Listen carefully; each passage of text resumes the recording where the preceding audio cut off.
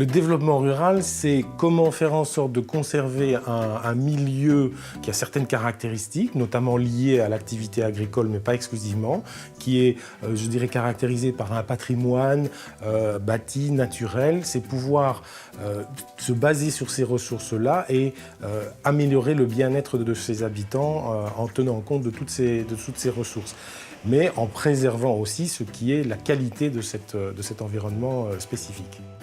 Une multitude d'acteurs sont actifs dans le domaine du développement rural. Il y a des agriculteurs et des forestiers, des maisons de tourisme, des associations environnementales ou économiques, ainsi que des entreprises et des communes rurales.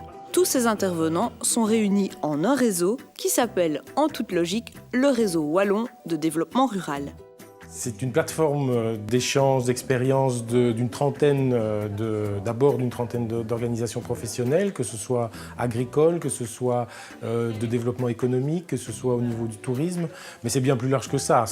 Le réseau, c'est un ensemble d'acteurs qui, je dirais, travaillent ensemble pour mettre en œuvre un certain nombre de projets, échanger des bonnes pratiques, des expériences intéressantes et diffuser ça au nombre le plus large.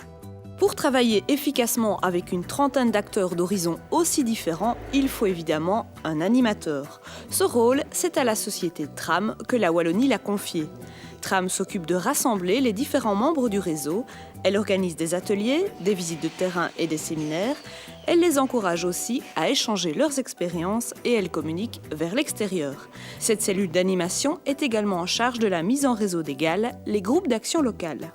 Le travail du réseau se fait en interaction avec les besoins du terrain, des acteurs de terrain. Donc, quand ceux-ci, je dirais, sont préoccupés par les questions foncières, et c'est notamment le cas des agriculteurs ou des propriétaires fonciers, c'est une question que l'on met en débat et qui doit pouvoir nourrir les réflexions sur notamment la future régionalisation du bail à ferme et des éléments comme ça.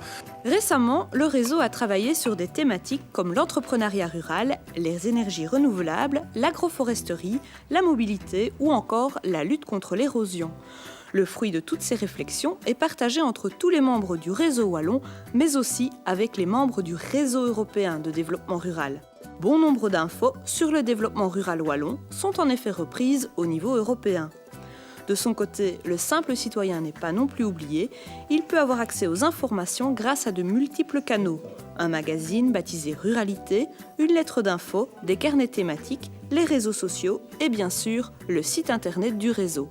On est vraiment un centre de ressources, c'est-à-dire qu'au travers de notre site web, mais en nous contactant aussi directement, il peut avoir accès à de l'information qui est susceptible de répondre à ces questions, ces interrogations.